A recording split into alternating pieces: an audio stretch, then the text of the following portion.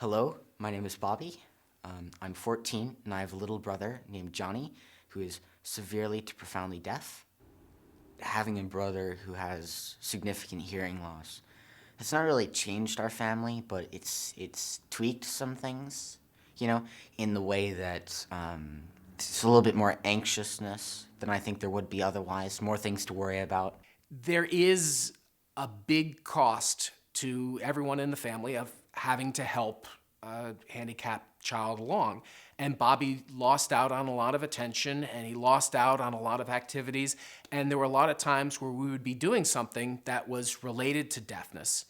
And that eats up, a Saturday or that eats up a Sunday. And he would be, why are we doing this? Why can't we do things I want to do? Well, Bobby, you can't say to a 6-year-old, early intervention is important, and the more we put in now, the better off he's going to be in the long run. We try to include Bobby and Johnny's accomplishments.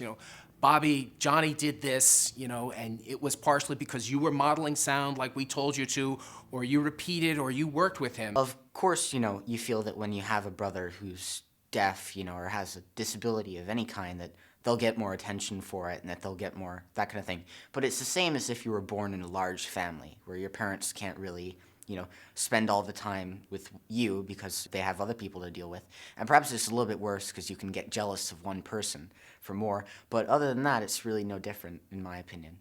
My brother did have to rely on me, especially when I was a lot younger, with the, whenever we would go out into a public place. The confidence which later arose in him just wasn't there, and he'd rely on me, and so I learned to be pretty responsible very quickly, because I was in charge of 2 people most of the time. Perhaps I'm a little bit more patient than I would have been without Johnny, because you need to be patient with someone who has a hearing loss.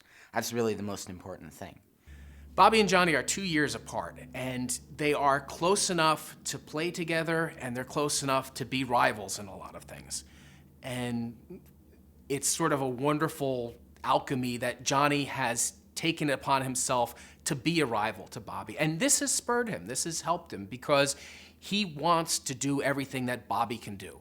And he wants to outdo Bobby in everything because he's a little brother and he has a chip on his shoulder. It's not too hard to be a sibling in one of these situations. Some people would say that it's worse to be a bystander than the actual person, because, then you're worrying after them. But in my situation, I've never really had to worry for Johnny because he doesn't need any worrying done for him. He just doesn't see adversity. He doesn't see trouble. He doesn't see problems that arise and that kind of thing. And he mows past them as if they're not there. He'll just set out to do it with this kind of confident look in his eyes, like nothing could ever stop him, and he'll do it. It really makes me believe that if you, believe something enough, it becomes true.